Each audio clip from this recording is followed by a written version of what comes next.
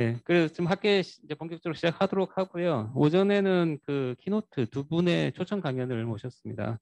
첫 번째 강연은 우리나라의 인공지능의 약간 핵 인싸, 우리나라 인공지능 기술을 이끄시는 네이버 클라우드 인공지능 리더 하정훈 님을 모셨습니다. 박수로 모시겠습니다. 네, 반갑습니다. 소개받은 네이버 AI 랩의 하정우라고 합니다. 최근에 네이버 클라우드 쪽으로 원소속으로 저는 옮겼고요. 들어가지고 계시는데. 네이버 본사에도 겸직으로 발가락 하나를 담그고 있습니다. 먼저 오늘 실용인공지능 학술대회인가요? 네, 행사 굉장히 제목부터 의미가 있는 것 같습니다. 네, 인공지능이라는 게 어떤 학문의 영역, 기술의 영역을 벗어난 지가 좀 된 것 같아요. 그래서 실제의 실세계 문제에서 굉장히 많은 어떤 기여들을 하고 있는 것 같고 그런 TV 관점에서 연결해가지고 굉장히 같이 의미 있는 봐도 돼요? 학술 대회라고 생각을 합니다. 오늘 제가 소개해 드릴 내용은 사실 원래는 학회 취지에 맞게 좀 저희 네이버에서 진행했던 여러 가지 연구 내용들이 어떻게 개별 서비스에 적용됐는지 사례 중심으로 준비를 하려고 했다가 네, 이게 작년 11월 30일 날 챗GPT가 공개가 됐고 12월 달부터 많은 사람들이 사용을 하면서 이제 올 초부터 이제 전 대한민국뿐만 아니라 전 세계가 난리가 났죠. 그래서 게다가 이 챗GPT 자체가 굉장히 원래 좋지 않다. 실제 일하는 뭐 특히 문서 작업, 글쓰기에 바로바로 쓸 수 있는 거다 보니까 시의적절하게 시의성 있게 챗GPT 중심으로 잽싸게 내용을 좀 많이 보강을 했습니다. 그래서 오늘은 초고대 AI 그리고 챗GPT 그리고 이 챗GPT가 촉발한 초고대 AI 생태계 어떻게 될지에 대해서 같이 얘기해보는 시간으로 해보려. 네, 초고대 AI 얘기 먼저 해야 될 것 같고요. 다들 잘 아시다시피 2020년 5월 말에 오픈 AI에서 GPT-3를 공개를 했습니다. 그리고 이런 흐름이 쭉 진행되다 보니까 2021년 스탠퍼드 대학에서는 과거처럼 개별 문제별 AI를 만드는 것보다 이 파운데이션 모델, 이 근간이 되는 모델을 만드는 게 굉장히 중요하고 초고대 생성 모델이 생성 AI가 이런 파운데이션의 역할을 하는 것이 최근의 어떤 트렌드다. 그리고 앞으로는 이런 것들이 더 심화될 거다 하는 200페이지짜리 테크니컬 리포트를 아카이브에 공개를 하게 됩니다. 개인적으로는 이 보고서를 꼭 한 번씩 AI 관심이 있으신 분들 중에 아직 읽어보지 않으신 분들은 읽어보시기를 권장드리고요. 양이 너무 많으니까 인트로덕션 20페이지 정도만 읽으셔도 굉장히 이해를 하시는 데 도움이 될 것 같습니다. 이렇게 파운데이션 모델이라는 용어가 나온 지 1년 만에 거의 1년 만에 2021년 8월에 나왔습니다. 2021년 9월에 가트너에서 제공하는 여러분들의 제안서, 보고서, 결과 보고서 친구죠. 하이퍼사이클.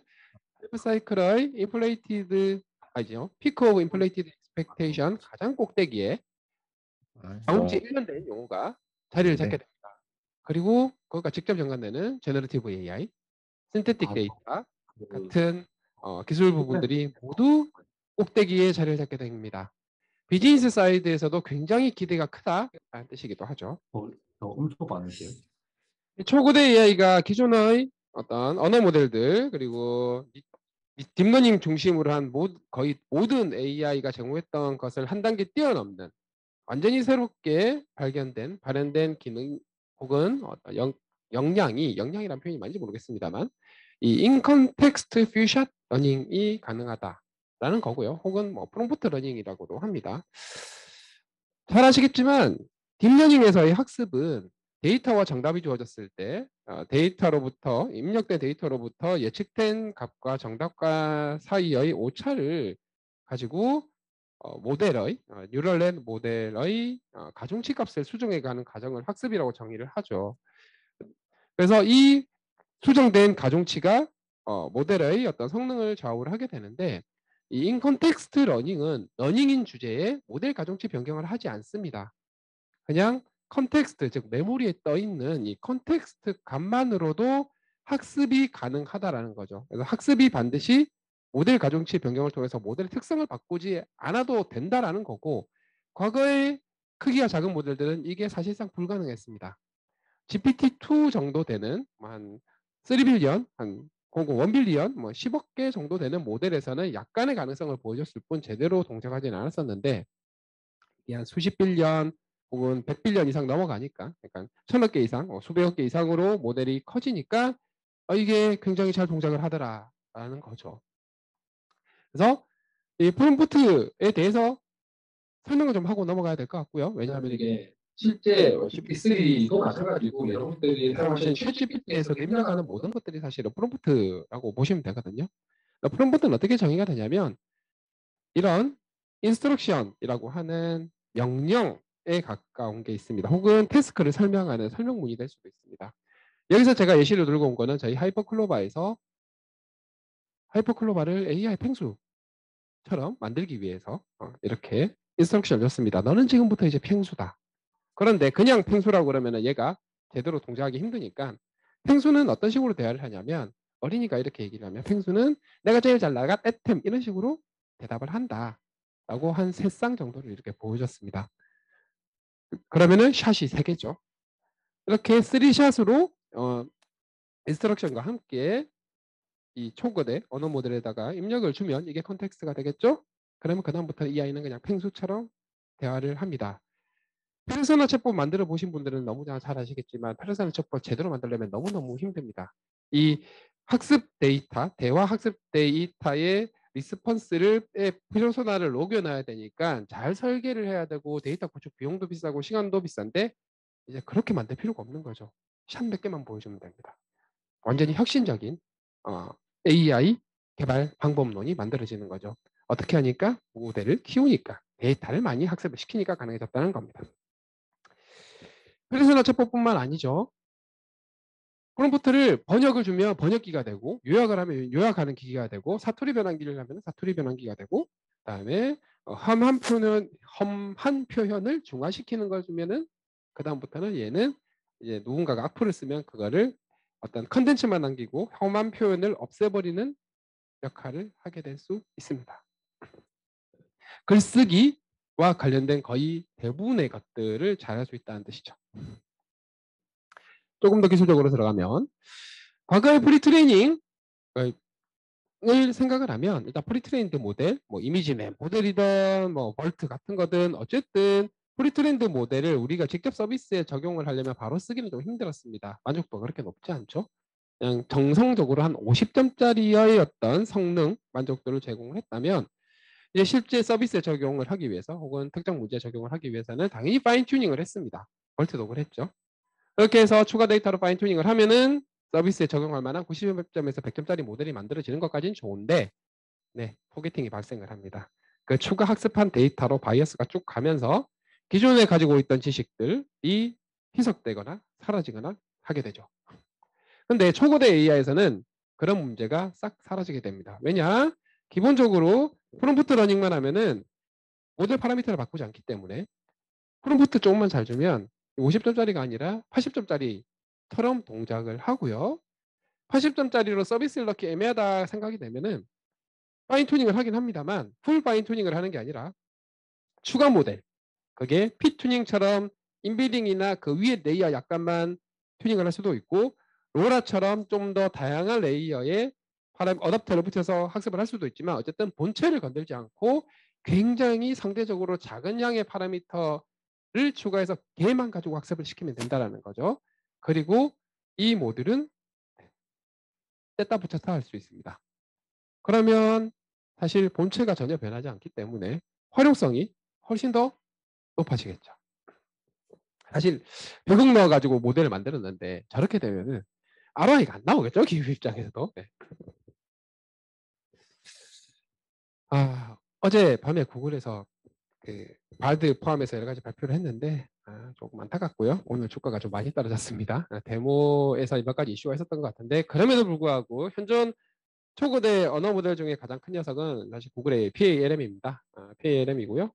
총 540빌리언짜리 모델이고 굉장히 잘하는 걸로 알려져 있습니다. 물론 API 형태로 공개된 건 아니라서 잘은 모르겠지만 여러 가지 공개되어 있는 논문 같은 것들을 볼 때 굉장히 잘한다라고 알려져 있고요. 이제 본격적으로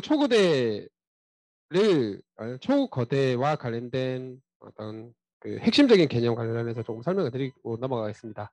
초고대에 기저에 있는 어떤 철학이기도 하고 원리이기도 한 스케일링 로즈에 대해서 말씀을 드리고 싶은데요. 스케일링 로즈는 사실 2020년 1월에 카플란 논문부터 시작을 합니다. 오픈AI의 카플란 논문부터 시작을 하고요. 그리고 GPT-3 논문에 굉장히 잘 설명이 되어 있는데요. 결국 한마디로 얘기를 하면 모델의 크기와 데이터의 크기가 서로 제약 조건을 주지 않으면 커지면 커질수록 계속 더 똑똑해질 수 있다라는 겁니다. 그래서 이 대표적인 그래프가 이거죠. GPT-3 논문에 있는 노란색이 가장 큰 모델 175빌리언짜리로 보이고요. 색깔이 어두우면 어두울수록 작은 모델들입니다. 그리고 여기는 아마 퍼플렉시티 로스로 보입니다. 밸리데이션 퍼플렉시티 로스인데 이 모델이 작으면 가다가 로스가 떨어지는데 한계가 있습니다. 모델을 좀 더 키웠더니 같은 양의 데이터를 가지고 학습을 시켜도 조금 더 떨어지는데 역시 떨어지다가 말죠, 로스가. 근데 모델을 끝까지 키웠더니 로그아웃 됐잖아요. 어떤 다른 분이 로그아웃을 했나 봅니다. 이거 로그아웃 돼도 되나요? 줌에서? 아이고. 확인 누르면 되나요? 네. 자, 모델의 크기를 키웠더니 계속해서 로스가 떨어지는 걸 확인할 수 있죠. 그리고 이 사이에는 범접할 수 없는 간격이 갭이 존재한다라는 겁니다. 이 때문에 규모를 키우는 게 굉장히 중요하다라는 게 실험적으로 밝혀지게 되었고 이거는 비단 언어뿐만 아니라 옆에는 여러분들 잘 아시는 VIT, 비전 트랜스포머 가지고도 동일하게 규모를 키우고 데이터를 키웠을 때 같은 현상을 보이는 걸 확인을 했고 오디오도 마찬가지 관련된 논문이 나와 있습니다. 2020년에는 그렇게 했는데 이제 2021년에 구글 딥마인드에서 고퍼라고 하는 280빌리언짜리 라지랭귀지 모델을 발표를 했죠. 그리고 나서 한 3, 4개월 지나서 바로 나온 연구가 이 연구입니다. 이게 우리가 수천억 개의 파라미터를 정말 제대로 활용하고 있는 게 맞나?에 대한 의심을 하게 되었습니다. 생각해보면 오픈AI도 175빌리언보다 더 큰 걸 만들고 있지 않습니다. 뭔가 적당한 수준에서 이 파라미터를 훨씬 더 잘 쓸 수 있는 방법이 있을 것 같은데라는 고민들을 했던 것 같아요. 물론 현실적으로 기업 입장에서 보면 모델이 너무 커지면 운영 비용이 굉장히 비싸집니다. 느려지기도 하죠. 그래서 딥마인드에서 연구를 좀 해보니까 동일한 학습 컴퓨팅 양을 기준으로 보면은 모델을 작게 만들고 작아진 모델만큼 데이터를 더 태우면 컴퓨팅 양이 동일해집니다. 그래서 모델의 크기를 4분의 1로 줄이고 대신에 프리트레이닝 학습 데이터의 양을 4배로 늘리는 실험을 하게 됩니다. 물론 학습하는 방법은 조금 다릅니다. 그랬더니 이 스케일링 로 그래프에서 보시면 GPT-3도 있고 고퍼도 있고 그죠? 그다음 메가트론 튜링 에너지도 있습니다. 얘가 지금 PALM보다 조금 작아요. 그 당시에는 PALM이 없었으니까 가장 큰 녀석이었겠죠. 요런 스케일링 로를 따르는데 이거는 이제 컴퓨팅 양이고요. 요거는 파라미터 수입니다. 근데 이 친칠라라고 하는 모델 크기가 4분의 1 정도 됩니다. 고퍼에. 그리고 데이터는 4배 더 키웠죠. 그랬더니 얘는 컴퓨팅 양은 유지를 하면서 파라미터 수를 좀 줄일 수가 있었는데 얘가 고퍼보다 거의 4번의 텍스트에서 성능이 더 좋게 나오게 됩니다. 데이터를 더 일정 수준으로 묶어두고 데이터를 훨씬 더 잘 학습시켜서 더 최적화시킬 방법이 있더라라는 거고 지금까지 나와 있는 많은 연구들이 이 큰 모델을 충분히 다 최적화해서 활용하지 않았던 것 같기도 하다라는 뜻이기도 하죠. 두 번째 부분입니다. 잘 아시다시피 GPT-3는 다음 단어 맞추기로 학습을 합니다. 디코더 언니 모델이다 보니까 다음 단어 가려놓고 맞추기인데 그건 너무 프리트레이닝 테스트가 너무 단순한 거 아니냐. 어차피 가려놓고 맞추기는 일종의 디노이징이긴 한데 이 디노이징 하는 거의 난이도를 좀 더 올리는 프리트레이닝 테스트를 해볼 수도 있을 거다라고 구글에서 구글 리서치 팀에서 이런 거를 시험을 해봤어요. 그래서 조금 더 어려운 형태의 프리트레이닝 테스트를 했더니 아니나 다를까 그냥 다음 단어 맞추기보다는 더 잘하더라. 아키텍처 상관없이. 그게 시퀀스 투 시퀀스 T5 스타일이든 아니면 GPT-3처럼 디코더 온리 스타일이든 다 성능이 더 좋아지더라 라는 걸 확인을 할 수가 있었습니다. 즉 프리트레이닝 테스트를 어떤 걸로 할 거냐가 또 영향을 준다는 거죠. 다음, 네, 스케일링도와 또 직접 연관되는 건데 이쪽 연구나 관심 많으신 분들은 아시겠지만 트랜스포머가 최대 시퀀스 길이의 제곱에 비례를 합니다. 연산량이. 그래서 시퀀스 길이가 길어지면 길어질수록 연산량에 대한 부담이 있어서 느려지는 부분도 있습니다. 여기에 대한 고민이 굉장히 많았던 많은 연구자들이 이거를 스퀘어가 아니라 리니어 형태로 바꾸려는 시도를 많이 했고 뭐 림포머, 퍼포머 등등등등이 많이 나오게 되죠. 그러면서 성능도 정확도도 대충 유지를 하면서 속도는 더 빠른 녀석들이 나오긴 했는데 이 작은 세계에서는 그렇고 이거 정말 스케일업을 했을 때도 동일하게 효과가 있냐라고 또 우리 또 구글러님이 또 이 풀 실험을 다 해보셨어요. GPU 엄청 나와가지고 여기 있는 태희 굉장히 이태희 굉장히 사랑합니다. 이런 실험을 다 해주셔서 해봤더니 결국은 맛집은 원조 맛집이 짱이다 라는 게 다시 한번 증명이 되었고요. 스케일업을 했더니 퍼포머고 림포머고 다 필요 없다. 이게 스케일업을 할 때 효율이 별로더라 라는 거죠. 결국은 트랜스포머 아키텍처가 스케일업을 했을 때 가장 효율이 좋더라 라는 걸 깨닫게 됩니다. 그래서 스케일업을 할 때는 어떤 여러 가지 인덕티브 바이어스를 넣는 게 효과가 좋지 않을 수도 있다는 걸 또 실험을 통해서 알려줬고요. 다음, 또 프리트레이닝을 할 때 어떤 코퍼스를 쓸 거냐. 프리트레이닝 코퍼스를 만들 때 뭐 보통은 뭐 많이 쓸 수 있으면 많이 있을수록 좋긴 하겠습니다만 어떤 소스의 데이터를 쓸 거냐에 따라서 또 인컨텍스트 러닝이 됐다가 안 됐다가 하기도 합니다. 이거는 저희 연구고요. 나클에서 발표를 했는데 저희 뭐 네이버에 굉장히 많은 코퍼스들이 있죠. 코퍼스들이 있는데 보니까 카페랑 블로그랑 되게 비슷할 것 같잖아요. 뭐 카페도 대충 뭐 정보 있고 막 이렇게 유저들이 글을 쓰고 그다음에 블로그도 개별 유저들이 여러 가지 주제에 대해서 글을 쓰는데 프리트레이닝 태스크에 거의 비슷한 양의 데이터를 넣고 돌려보면은 블로그는 굉장히 잘하는데 카페는 성능이 별로 안 좋습니다. 그래서 어떤 프리트레이닝 코퍼스의 소스가 뭐냐에 따라서도 이 트레인드된 랭귀지 모델, 라지 랭귀지 모델의 성능에 영향을 준다라는 것 같고 주목할 만한 부분은 이 부분입니다. 모두의 말뭉치, 국립공원에서 만든 모두의 말뭉치고요. 아시다시피 양이 그렇게 크지 않습니다. 상대적으로 한 6빌리언 토큰 정도 되는데요. 양 대비 굉장히 성능이 좋습니다. 번역을 제외하고는 꽤 어떤 경쟁력이 있는 코퍼스라서 이거는 학습하실 때 활용하시는 걸 저는 권장드리고요. 워낙 요즘은 초거대 언어 모델들이 많이 나와서 어떤 녀석이 잘하고 어떤 녀석이 못하고에 대해서 많이 궁금들 하실 거예요.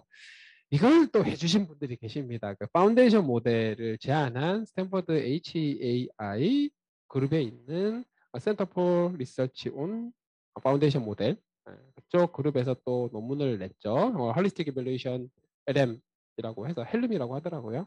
그래서 굉장히 공개된 API 형태로 공개되어 있는 혹은 모델 형태로 공개되어 있는 거의 대부분의 모델들에서 한 7가지의 매트릭 그리고 굉장히 다양한 태스크나 어떤 관점에 평가를 해봤고요. 해봤더니 뭐 전반적으로 이런 경향성이 나오더라 라는 걸 확인하실 수 있고 모델의 크기가 좀 비슷해도 좀 다른 양상을 보이는 것들이 좀 있고 그렇다고 모델이 크면 반드시 잘하느냐 또 그것도 아닌 것 같고 뭐 이런 것들을 확인하실 수가 있어요. 그래서 이런 정확도류도 있고 공정성, 바이어스, 그 다음에 험한 표현 잘하고 잘 못하고 그 다음에 로버스트니스 등등등 이런 것들이 굉장히 많은데 전반적으로 여기서 딱 보면 눈에 띄는 게 어떤 거는 높을수록 좋고 어떤 건 낮을수록 좋습니다. 눈에 딱 띄는 게 이 녀석입니다. 인스트럭트 GPT. 지금 이거를 실험할 때는 인스트럭트 GPT의 텍스트 다빈치 002 버전이 나왔을 때 기준으로 아마 했을 거예요. 뒤에 자세히 설명드리겠습니다. 어쨌든 전반적으로 인스트럭트 GPT라는 녀석이 잘하는 것 같다는 걸 확인하실 수가 있습니다. 근데 문제는 이거는 이제 NLU, 그러니까 클래시피케이션 류에 대해서는 평가를 좀 잘하는 편인데 이게 생성류로 가면은 어떤 모델이 어떤 모델보다 더 잘한다를 평가하기 위한 평가 방법에 대해서 좀 더 연구가 필요한 상황입니다. 사실 애매하죠. 글을 뭐가 더 잘 썼고 뭐가 더 못 썼다고 평가하는 게 상당히 정성적이어서요. 챗GPT 얘기를 넘어가겠습니다. 개인적으로 저는 알파고보다 더 큰 임팩트라고 생각을 합니다. 우리나라에서는 알파고 이후 최대 임팩트라고도 아마 전 세계에서도 비슷하게 생각하는 것 같습니다. 제가 알파고보다 더 큰 임팩트라고 생각하는 이유는 자, 우리가 2015년을 떠올려 보겠습니다. 알파고 하기 직전에 거의 제가 아는 거의 대부분의 분들이 알파고가 질 거다라고 생각을 했습니다. 이세돌 구단한테. 왜냐? AI는 적어도 바둑, 아무리 잘해도 바둑에서는 인간을 이길 수 없다라는 강력한 믿음이 있었습니다. 그 시절에는. 네. 그런데 무참히 그 어떤 믿음이 깨졌죠. 그게 너무 충격을 준 것 같습니다. 세상에 AI가 바둑으로 사람을 이기다니 하면서.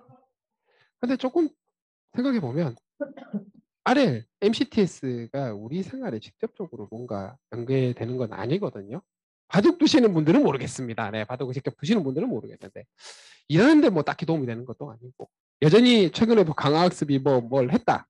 내 주위에서 뭘 했다라는 게 눈에 띄는 게 있는 것도 아니고 그냥 믿음을 깬 임팩트였는데 챗GPT는 여기 계신 모든 분들이 하루에 12번 이상 이메일 쓰시죠? 그다음에 글 쓰실 겁니다. 요약도 하셔야 될 거고 그죠? 영작도 하셔야 될 거고 논문도 쓰셔야 될 겁니다. 그게 다 도움을 받을 수 있습니다. 내가 일할 때, 내가 생활할 때는 것들을 할 수 있는 AI 문서고 좀 부탁드릴게요. 그래서 그런지 10월 30일 사실 인스트럭터 GPT이 그 얼음의 유립스에서 발표를 하는 날이었습니다. 그래서 그때쯤에 데모를 공개를 했는데 5일 만에 100만 유저, 40일 만에 1000만 유저, 그리고 2달 만에 MAU 1억 전 세계 사용자입니다.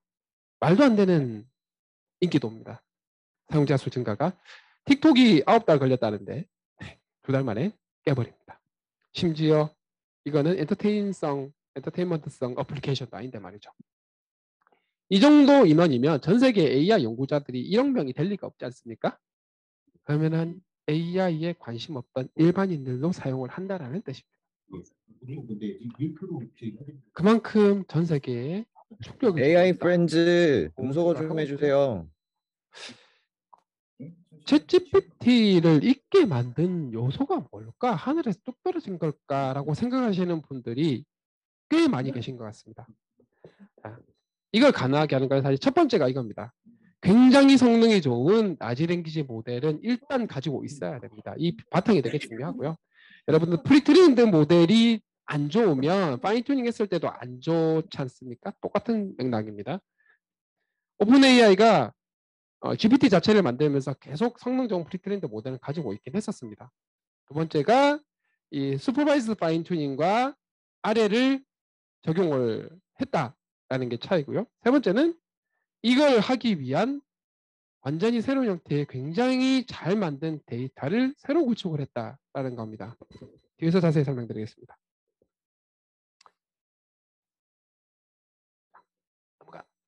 안 넘어가네요. 뻗은 건가?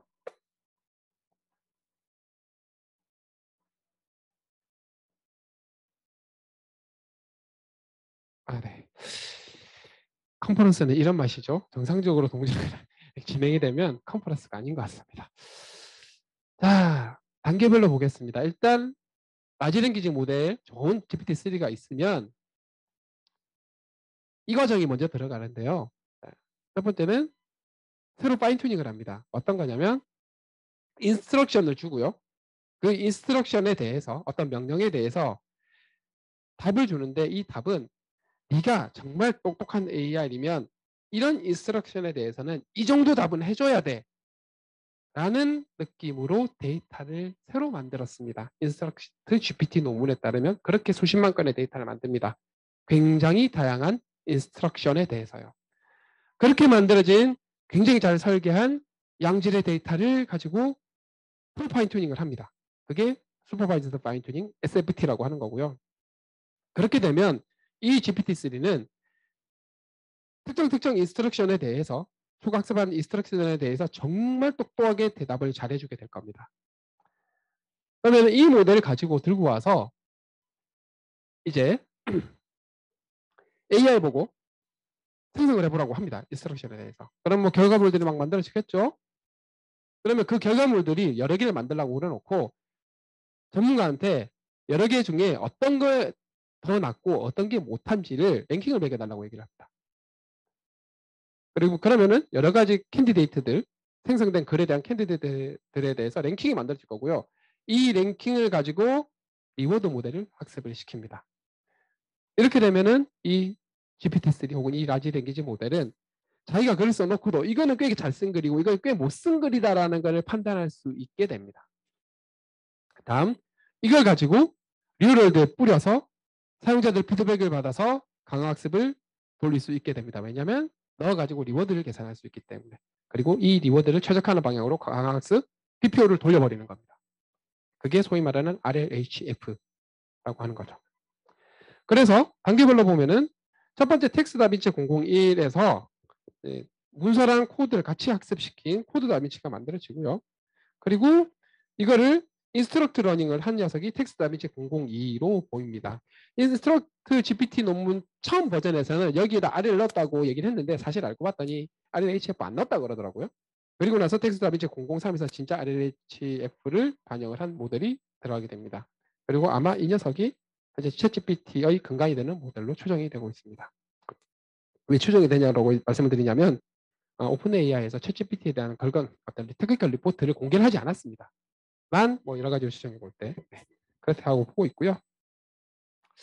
넘어가실려나? 네, 넘어가시네요. RL의 효과에 대해서 보겠습니다.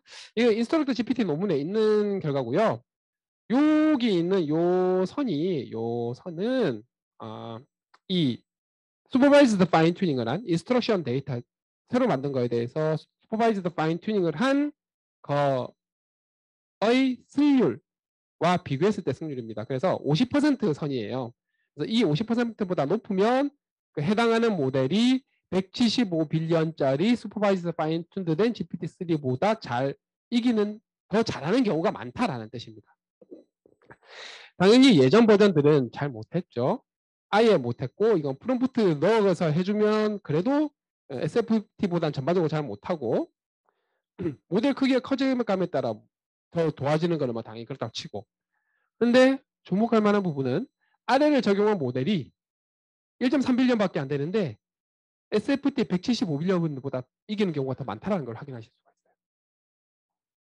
그만큼 RLHF가 큰 역할을 하는 것 같다라는 것을 보여주는 장표로 보시면 되겠죠. 저희가 직접 한번 실험을 해봤습니다. 코드를 할 줄 아는 코드 다빈치에게 새 감사 인사 카드 문구 좀 적으라 그랬더니 동문서답을 하고 있습니다. 그죠? 다음 텍스트 다빈치 002한테는 물어봤더니 이해는 하는 것 같아요. 영어로 써줍니다. 다음 003한테 물어봤더니 잘 써줍니다. 그래서 되게 잘 써주고요. 마지막으로 챗GPT한테 넣어보면 정말 잘 써줍니다. 이렇게 나름 발전사라고 보시면 될 것 같고요. 이런 라지 랭귀지 모델이 전혀 다른 도메인의 지식을 배울 수 있는 방법은 비슷합니다. 인스트럭트 러닝을 하는 거죠. 해당하는 전혀 다른 도메인의 인스트럭션과 거기에 적합한 대답으로 구성된 이런 데이터를 만들어 가지고 추가학습을 시킵니다. 파인튜닝을 시키고 그냥 전체 파인튜닝을 시킬 수도 있지만 그 입력단에 있는 프롬프트에 붙는 핏튜닝처럼 추가 인베딩 쪽을 또 추가학습을 시킬 수도 있고 막 그렇습니다. 어쨌든 관건은 파인튜닝이 필요하다. 뭘로? 잘 정제된 데이터로. 그러면은 다 합해보면은 2020년에 좀 품질이 나쁘더라도 어쨌든 규모를 통해서 엄청나게 많은 데이터를 해서 갖고 학습하는 게 굉장히 중요하고 어떤 지금까지 불가능했던 거를 달성 가능하게 만들었다라는 혁신을 한번 만들었다면 그렇게 했을 때는 글의 품질이 생성되는 글의 품질이 들쭉날쭉한 부분의 한계가 있긴 했는데 그 들쭉날쭉함을 잡기 위한 또 다른 다시 한 번의 혁신은 다시 슈퍼바이즈드 러닝으로 돌아왔다는 얘기입니다. 정말 잘 적대된 데이터를 만들어서 물론 프리트레이닝 코퍼스만큼 크진 않습니다. 인스트럭트런 GPT 논문에 따르면 몇십만 건 정도니까요. 상대적으로 굉장히 작죠. 일단 상대적으로 굉장히 작지만 굉장히 잘 설계하고 굉장히 잘 만든 데이터가 있어야 또 한 단계 점프를 할 수 있다라는 뜻입니다. 물론 이 또한 근본이 되는 라지 랭귀지 모델이 굉장히 좋아야 합니다. 그래야지 이 인스트럭션 추가 데이터 만드는 거의 양을 더 많이 줄일 수가 있습니다. 이렇게 글을 잘 쓰다 보니 이제 AI가 쓴 글을 어떻게 잡아낼까 하는 연구가 드디어 나오기 시작했습니다. 학계에서 고민이 되는 거죠. 이제 교수님들도 이거 보고서 들고 왔는데 이게 사람이 학생이 쓴 건지 챗GPT 돌린 건지 당연히 궁금했을 겁니다. 여러 가지 뭐 애플리케이션도 나오고 모바일 앱도 나오고 했던 것 같은데 가장 연구에 가까운 그리고 좀 이렇게 근본 있게 제안한 연구가 아마 스탠퍼드 크리스 매닝이랑 그다음에 최시핀 그룹에서 나온 이 연구 같습니다. GPT-3류 그러니까 사실 라지 랭귀지 모델류에서 디코딩 전략을 생각을 해보면 결국은 라이클리후드를 극대화하는 방향으로 갑니다. 이렇게 디코딩을 할 때 가장 그럴듯한 단어를 채워가는 거니까요. 그러다 보니 단어에 포트레이션을 주면 뭐 그 언저리에서 조금씩 떨어질 거다. 이런 네거티브 커버처가 만들어질 거다는 거고요. 이 단어 조금씩 바꿔봤을 때. 근데 사람은 글 쓸 때 그렇게 안 쓰니까 막 쓰니까 조금만 바꿔도 휙휙 움직일 거다라고 하는 디코딩 전략의 어떤 가정을 활용을 해서 디텍팅을 할 수 있다라는 거고요. 실제로 뭐 굉장히 잘 동작한다라는 게 이 논문의 요지인데 단점이 있습니다. 디코딩 전략을 라이클리후드 맥시미제이션 스타일로 안 하고 약간 랜덤 디코딩을 하면 못 써먹을 수도 있습니다. 그리고 챗GPT 말고도 저희 엔트로픽이라고 하는 스타트업에서 공개한 챗GPT와 거의 동일한 기능을 제공하는 그러니까 대화형 인터랙티브 UX를 제공하는 라지 랭귀지 모델형 서비스라고 하죠. 이 클라우드라고 하는 거를 공개를 했습니다. 근데 챗GPT는 마이크로소프트의 클라우드 GPU 환경을 쓸 수 있는 데 비해서 저기는 스타트업이다 보니까 그냥 좀 연구자들 중심으로 클로즈 베타를 진행하고 있는 것 같고요. 써본 분들은 챗GPT보다 낫다라는 얘기를 합니다. 그리고 이 엔솔픽이라고 하는 스타트업이 작년 초 정도에 만들어진 걸로 알고 있는데 GPT-3 핵심 멤버들이 다 탈출해서 만든 스타트업입니다. 모토는 AI 세이프티. 스케일링 노즐을 가장 처음 얘기한 카플란도 저기에 가 있습니다. 그래서 세이프티 쪽을 훨씬 강화한 형태로 만든 어떤 챗GPT 같은 녀석이라고 보시면 될 것 같고 이 세이프티를 강화하기 위해서 리인포스먼트 러닝 부분을 굉장히 잘 밀어 넣었습니다. 이 그림은 Constitutional AI라고 하는 엔트로픽에서 나온 발표한 논문이고요. 아마 클로드의 기반이 되는 논문이라고 보시면 될 것 같습니다. 오픈 AI와는 다르게 자기네 거에 대한 논문을 발표를 했어요. 그래서 이 세이프티 혹은 윤리적인 부분을 아래를 통해서 훨씬 더 빡빡하게 학습을 시켜서 훨씬 더 이 세이프한 챗GPT 만든 것 같습니다. 그렇게 했더니 똑똑함도 좋아지고 착함도 좋아지고 하더라라는 게 결론이고요. 초고도 언어 모델이 이렇게 중요하다 보니까 많은 그룹들에서 직접 할까 말까 심지어 정부에서도 해야 되나 말아야 되나 이런 얘기들을 하고 있는 것 같습니다. 저는 반대주의고요. 왜 반대냐? 아직 물론 뭐 여유가 있는 데서는 많이 하면 좋겠는데 아리까리 할 때는 그냥 파트너십을 맺는 게 좋은 것 같다. 모든 기업들 심지어 정부가 직접 만든다? 그래서 될 게 아니라고 주장을 하는 바입니다. 왜냐하면 첫 번째 초기 투자 비용 아시다시피 너무 많이 들어갑니다. 클라우드 GPU를 쓰다 자체 슈퍼컴퓨터를 구축을 하다 굉장히 초기 투자 비용이 많이 들어가고요.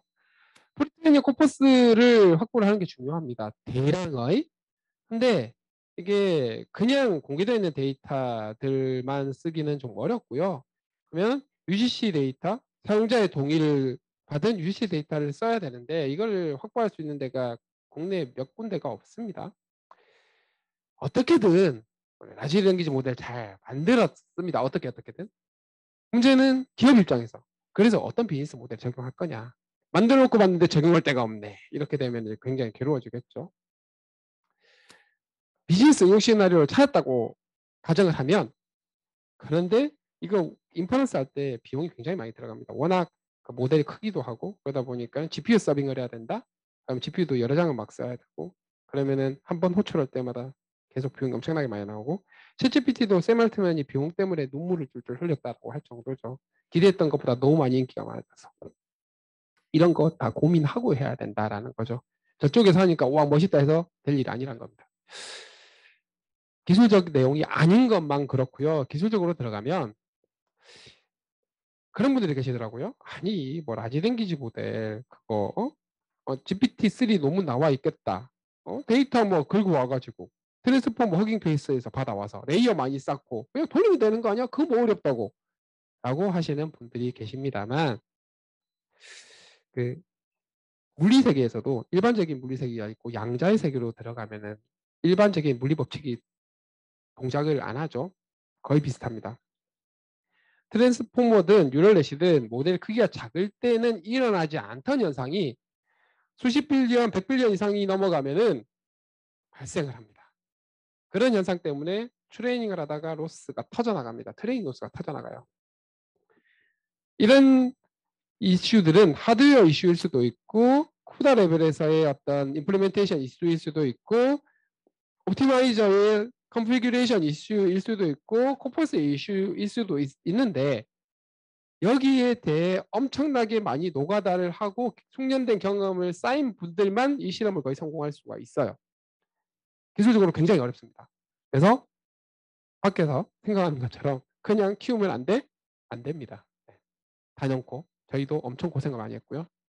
문제는 그렇게 해서 시간만 날려먹으면 괜찮은데 장비가 워낙 고가입니다. 하루 못 돌리면 수억이 날아갑니다. 그렇게 날아가는 비용에 대해서 감당할 수가 있어야 됩니다. 모델이 커지면 학습 난이도가 엄청나게 증가하게 되고 그런데 터지면 감가상각 고려하면 비용이 엄청나게 많이 들고 이런 걸 고려를 해야 된다는 거죠. 그리고 LM학습 특성상 어차피 할루시네이션은 100% 해결이 안 됩니다. 다음 단어 맞추기, 가장 그럴듯한 단어를 밀어넣기가 태스크인데 그렇다 보니까 정확한 팩트를 밀어넣도록 학습이 된 게 아니다 보니 할루시네이션 당연히 발생을 하겠죠. 그리고 데이터 바이어스를 완전히 없앨 수도 없으니 모델 바이어스는 당연히 계속 있을 겁니다. 이런 것들을 영구적으로 풀어야 되는 게 여전히 남아있는 숙제고요. 모델이 워낙 크니까 당연히 운영 비용이 많이 들 겁니다. SFT를 위한 데이터도 또 따로 정말 잘 만들어야 됩니다. 따로 만드는 게 아니라 정말 잘 만들어야 합니다. 그리고 아까 말씀드린 바와 같이 내추럴 랭귀지 제너레이션 태스크에서 성능 평가 방안에 대해서도 계속 고민을 해야 됩니다. 베리데이션, 코펄스에 대한 퍼플렉시티만 계산한다고 되는 일이 아닐 수도 있다라는 거죠. 이런 기술적인 어려움들이 있는데 비기술적인 어려움들도 있는데 너도 나도 우리 모두 각각의 초고대 언어 모델을 만들어서 확보를 한다? 현실적이지 않다라는 얘기죠. 좀 전에 설명드렸던 에스트로픽에서 나온 연구입니다. 제목이 Predictability and Surprise in Large Language 모델이고요. 요는 뭐냐면 확실히 예측 가능한 게 있고 되게 예측하기 어려운 게 있다는 얘기인데 확실히 예측 가능한 거는 아까 말씀드린 바와 같이 스케일링 노즈는 확실하다입니다. 즉 모델 사이즈 키우고 데이터 많이 늘리고 컴퓨팅 늘리면 컴퓨터 연산량 많이 늘리면 좋아진다. 이거는 확실히 예측 가능하답니다. 문제는 그러니까 대세는 그런데 비즈니스 하는 분들 입장에서 보면 그래서 이 서비스 모델에 얘를 넣으려면 추가로 얼마를 더 넣으면 돼? 라고 물었을 때는 그거를 정확하게 예측하는 거는 굉장히 어렵다는 얘기예요. 그러니까 우리 사장에 바늘이 있어요. 바늘이 있습니다. 그 바늘 어디 있어 물으면 그러게나 말입니다. 인 거죠. 딱 그런 상황인 겁니다. 어떤 태스크에서는 조금만 넣어도 잘하고요. 어떤 태스크에서는 상당히 많이 넣어야 잘하는데 그 상당히 많이가 어느 수준인지 정확하게 예측하기도 힘들고 어떤 태스크가 작게 들어가는지 어떤 태스크가 많이 들어가는지도 예측하기가 쉽지 않다는 얘기죠. 네, 여러 가지 어려운 점이 많다라는 거고요. 그래서 저희 뭐 하고 있냐? 그래서 저희는 2020년 8월에 봤을 때 그리고 저희 네이버의 서비스 포트폴리오를 봤을 때 이거를 가진 회사 이 기술을 가지지 못한 회사로 완전히 구분될 거라 생각을 했고 저희 서비스 포트폴리오를 고려하면은 이거는 초기 투자 비용이 아무리 많이 들어가더라도 무조건 가져야 된다. 내줘야 된다라고 판단을 굉장히 빠르게 했습니다. 2020년 9월에 프로젝트가 시작이 됐습니다. 그러면서 그 다음 달에 바로 수보팟을 질렀습니다. 많은 국내 기업에서 쟤네도 왜 저러냐? 라는 얘기를 제가 직접 듣기도 했습니다. 그리고 너무나 잘 아시다시피 초거대 AI류의 기술은 기반 인프라 기술에 가깝습니다. 전기, 이런 인터넷, 앱 생태계와 거의 동급의 기술로 되어가고 있는 것 같습니다. 이런 기술이 외국에 종속이 될 때는 앱 통행세에서 보듯이 그죠? 한번 흔들어 버리면 거기서 흔들어 버리면 국내 생태계 자체가 망가질 우려가 있습니다. 그래서 나라를 대표하는 테크 플랫폼 기업으로서 저희는 한국어 중심의 초고대 언어 모델 만들기 시작을 했습니다. 그걸 하기 위해서 당연히 데이터도 구축을 했고요. 한국어 중심으로. 그다음에 사람입니다. 컴퓨팅 인프라, 그다음에 데이터, 그리고 이걸 잘할 수 있는 사람들이 있어야 되는데 일단 연구자. 저희는 꾸준히 어떤 서비스 혹은 서비스나 리얼월드에서의 문제로부터 연구 주제를 도출해가지고 그 연구 주제를 중심으로 해서 새로운 방법론을 계속 만들어서 혁신적인 방법 만들어서 서비스에도 넣지만 논문으로도 계속 발표를 해왔죠. 계속 새로운 해결책을 찾는 노력, 어떤 경험들이 굉장히 많이 쌓여왔고 그런 것들이 학술적으로는 논문의 형태로 발표가 되었고 작년만 해도 100개 딱 저희 네이버 클라우드에 있는 그 그룹의 AI 그룹만 100개를 발표를 하게 됩니다. 워크숍 페이퍼, 저널 페이퍼 다 빼고 탑티어 컨퍼런스 메인 트랙 페이퍼만 카운팅한 겁니다. 그리고 작년 한 해만 저희 AI 랩입니다. 클로바 전체도 아니고요. 인용수가 8,500 가까이 되고 있고요. 4년 만에 인용수가 2만이 넘어갑니다. 저희가 발표한 연구들이 그만큼 학계에서 인정받고 인용받고 있다는 뜻이죠. 이런 분들 모시고도 부족해서 풀어야 될 문제가 너무 많아서 서울대랑 카이스트랑 센터 만들고 뉴욕대에 있는 조현 교수님, 유니버시티 오브 워싱턴에 있는 최진 교수님 등등과 함께 같이 연구를 하고 있죠. 그렇게 해서 만들어진 게 전 세계에서 세 번째, GPT-3 빼고 나면 전 세계에서 두 번째로 초고대 언어 모델을 공개를 하게 됩니다. 이렇게 보면은 저희 뒤로 구글도 있고 딥마인드도 있고 메타도 있고 등등등등이 나오기 시작하죠. 제가 언론 인터뷰를 할 때 보면은 초거대 AI에 한해서는 우리나라가 2, 3등은 됩니다라고 얘기를 하는데 그 얘기를 보고 무슨 말도 안 되는 소리냐라고 하시는 분들이 꽤 계신데 사실 팩트입니다. 2, 3등 맞거든요. 미국, 그다음에 딥마인드가 영국이냐, 영국으로 봐야 되냐에 대해서 물음표로 따지면 미국, 중국, 한국밖에 없습니다. 이거를 제대로 비즈니스화까지 연결한 나라는. 그래서 틀린 말이 아니고요.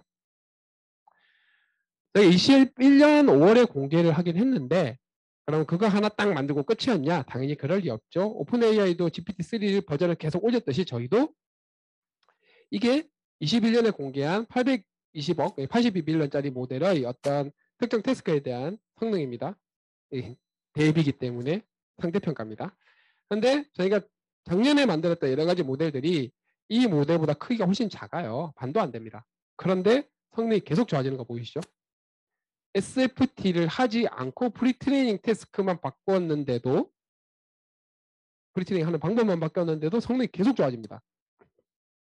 점점 더 이 파라미터를 최적화하는 기법들에 대한 노하우가 많이 쌓였다는 뜻이죠. 이렇게 만들어진 서비스들이 네이버 쇼핑에도 들어가 있고 이런 저희 묶어놓인 어르신들에게 안부 전화를 대신 걸어드리는 과거의 챗봇 유로는 상상하기 힘들었던 태스크 오리엔티드 다이얼로그와 오픈 도메인 다이얼로그를 완전히 넘나드는 이렇게 말벗도 되어드리면서 그래서 결국 어르신들이 건강한지 정서적으로 괜찮은지 체크해가지고 문제 있으면 지자체 보건소에 바로 연락해서 조치토록 하는 서비스가 벌써 30여 개 이상 지자체 8,000명 이상의 어르신들이 이 서비스를 쓰고 계시고 만족도가 95% 이상입니다. 이거 시험하기 위해서 이건 스킵을 하고요. 이 다음 거 보여드릴게요. 이렇게 어르신들께 전화를 했더니 처음에는 막 만족하시다가 전화를 좀 해보다 보니까 내가 틀림없이 지난번 전화할 때 허리 아프다고 했는데 허리 아프세요라고 물어보는 이렇게 얘기한 걸 까먹는 것 같다. 얘가 날 무시하냐? 뭐 약간 이런 민원이 있었습니다. 그래서 저희는 기억하기 기능을 넣었습니다. 개별 어르신들 각각의 대화 내용들을 잘 기억을 해서 그걸 기반으로 다음번 통화 때 하는 거고요. 아이고, 이건 이제 클릭을 해야 되나 봅니다. 보겠습니다. 선생님, 그동안 별일 없으셨죠? 여전히 뭐 허리하고 어깨, 무릎이 좀 아픈데요. 다시 하겠습니다. 선생님, 그동안 별일 없으셨죠? 여전히 뭐 허리하고 어깨, 무릎이 좀 아픈데요.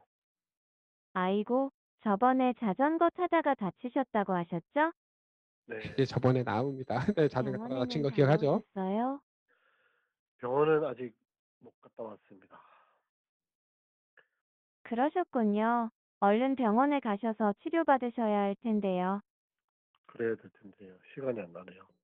바쁘시더라도 꼭 시간 내셔서 치료받으세요. 네, 참, 저번에 입맛 없다고 그렇죠? 하셨는데 지난번에 네, 이런 요새는 것들. 좀 어떠세요?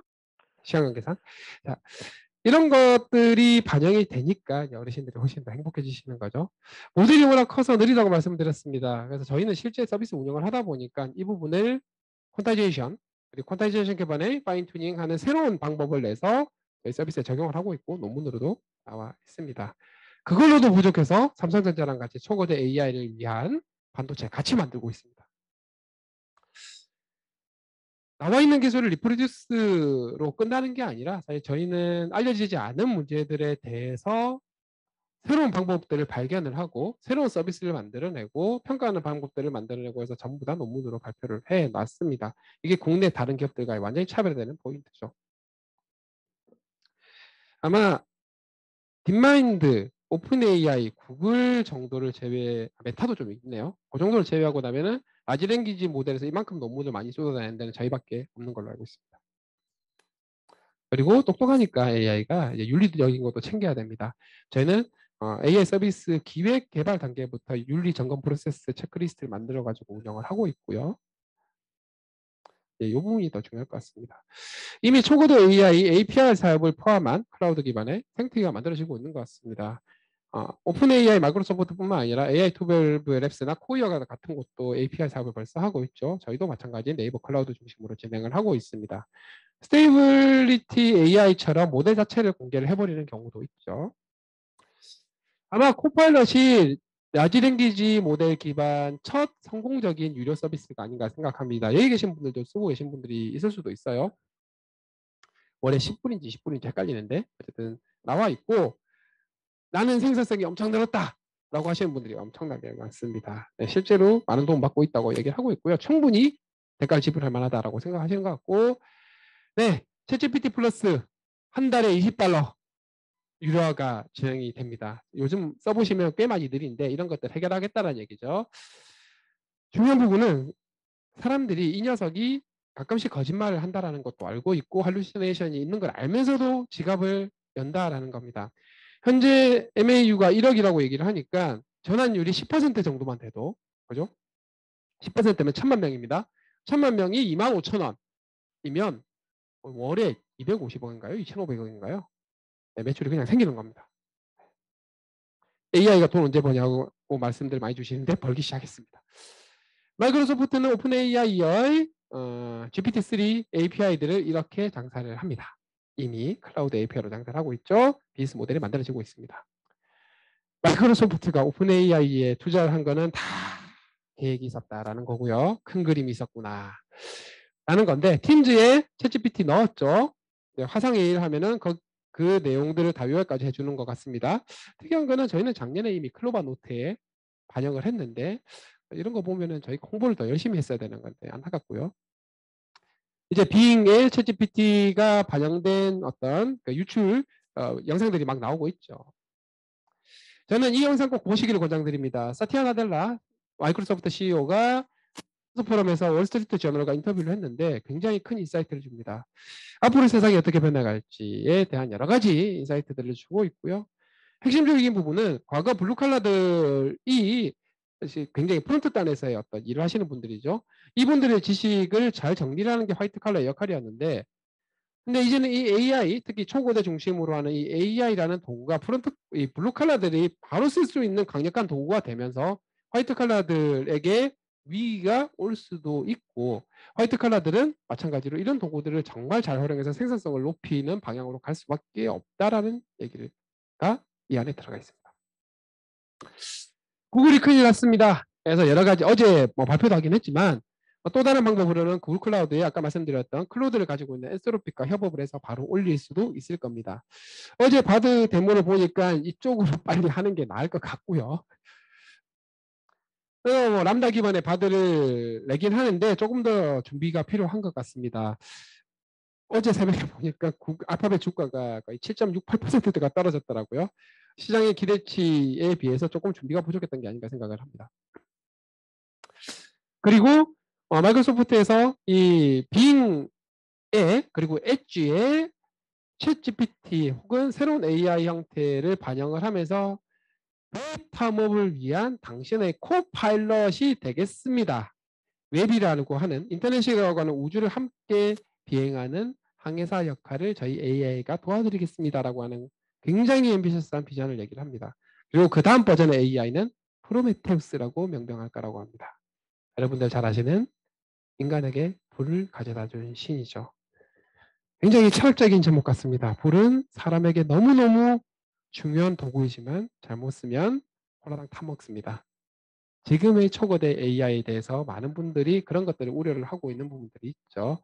잘 지은 것 같습니다. 하지만 우리 입장에서는 이 도구를 어떻게 잘 활용할 것인가, 안전하게 쓸 것인가에 대해서 활용에 집중을 하는 필요가 있다고 생각을 하고요. 이렇게 챗GPT가 잘하는 것 같은데 한국에서 따로 만들 필요 있나? 많은 분들이 질문을 주십니다. 요거 한번 보여드리겠습니다. 챗GPT에게 멍 때리는 것이 필요한 일이냐라고 물었더니 멍을 때리는 것은 용도가 아니니까 필요하다고 식으로 물으시면 안 되고요.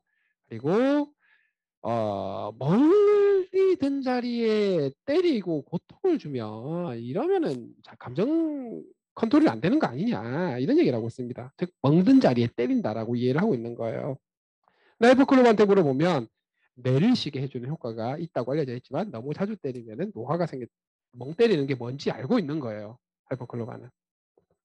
언어의 활용에 있어서의 어떤 문화적인 특성을 고려를 하면은 외국 글로벌 테크 기업의 한국어 이해 능력과 쓰는 능력 모델은 한계가 틀림없이 있습니다. 그래서 한국에서 한국어 중심의 어떤 AI 만들어야 되고요. 저희가 네이버 클라우드로 옮긴 이유에 대해서는 이렇게 보시면 됩니다. 글로벌 수준의 AI 버티컬 테크 컴퍼니를 만들기 위함이고요. 그래서 가장 아랫단에서는 초고대 언어 모델을 포함한 이런 AI 특화된 반도체를 삼성전자랑 같이 만들어서 이거를 인프라에 녹여놓고 정말 최적화된 운영을 통해서 이런 라지 모델들 그리고 이걸 엔진화 만든 것 그리고 풀에 여전히 남아있는 많은 숙제들은 아시아 최고 수준의 중장기 AI 연구소들과 함께 기술을 잘 만들어서 솔루션 만들고 네이버 라인, 야후 재팬 서비스뿐만 아니라 B2B 파트너들 그리고 그 중에 뭐 일본의 서치 GPT 같은 것도 있겠습니다만 이런 것들을 하기 위함이라고 보시면 됩니다. 큰 그림이죠. 그래서 앞으로 이런 생태계가 만들어질 거라 보고 있습니다. 클라우드 기반의 초고대 AI가 있고 이 AI를 굉장히 많은 스타트업, 연구그룹, 교육기관, 심지어 정부 각자의 데이터를 가지고 추가 튜닝을 해서 그 추가 모델은 본인들만 쓸 수 있도록 각 기관만 쓸 수 있도록 하는 API 형태를 제공을 해서 이런 서비스들이 훨씬 더 많이 만들어질 거고 여기서 새로운 비즈니스 기회들이 훨씬 더 많이 만들어질 거라고 저는 생각을 하고 있습니다. 이게 새롭게 만들어지는 생태계겠죠. 사실상 라지 랭귀지 모델 없이도 라지 랭귀지 모델을 사용할 수 있는 방법. 실제로 작년에 저희가 거기부정통부 예산 지원을 받아가지고 500개 이상의 스타트업들이 공짜로 무료로 사용을 하셨어요. 아마 올해도 이 사업이 나올 겁니다. 조금만 기다리시면 되고요. 500개 이상의 스타트업들이 굉장히 많은 어플리케이션 만들어서 제안을 했고 좀 더 큰 기업들 같은 경우는 저희가 함께 프리트레이닝을 할 수도 있고 파인 튜닝을 해드릴 수도 있습니다. 이 API, 이 기업을 저희 파트너 기업을 위해서만 사용할 수 있도록 하고 저 데이터 저희는 쓰지 않습니다. 세계 최초로 이게 언어 모델이 아니라 사용자 데이터를 언어 형태로 바꿔서 언어 모델식으로 학습을 한 모델을 저희 서비스에 녹여놨습니다. 추천 서비스, 마케팅 메시지 누구한테 보냈지 이런 서비스에 녹여넣어가지고 실제로 여기서 말씀드리기 어렵지만 굉장히 구매 전환율, 매출 등등이 많이 높아졌습니다. 자세한 논문은 여기 이번 트리플에서 아마 발표하고 있을 거고요. 다른 논문도 공개된 게 있으니까 찾아보시면 될 겁니다. 챗GPT로 당장 해볼 수 있는 것 이런 것들 다 되고요. 그리고 챗GPT 아니라 한국어 쪽에 좀 더 포커싱을 하고 싶다? 네, 리튼 쓰시면 됩니다. 저희 하이퍼클로바 API를 사용해서 하고 있어요. 요거는 이제 정부 관점, 국가 관점이고요. 디지털 플랫폼 정보위원회에서 그리고 있는 설계도 중에 핵심 중에 하나가 이 초고대 AI를 레버리지 하는 겁니다. 초고대 AI, 생성 AI의 막강한 기능을 이용해서 복지사각지대, 뭐 케어콜 같은 서비스들을 활용하는 것도 있고 AI 소프트웨어 교육에 활용해서 진행하는 부분, 초기나 교육할 수 있는 것도 있고 재난 감지, 뭐 119 전화 받는데 너무 많은 전화가 동시에 걸려가지고 포소방관 분들이 전화를 못 받는 이런 사태 막을 수도 있습니다. 이런 걸 통해서 AI 트랜스폼된 대한민국 만드는 게 목표입니다. 네, 감사합니다.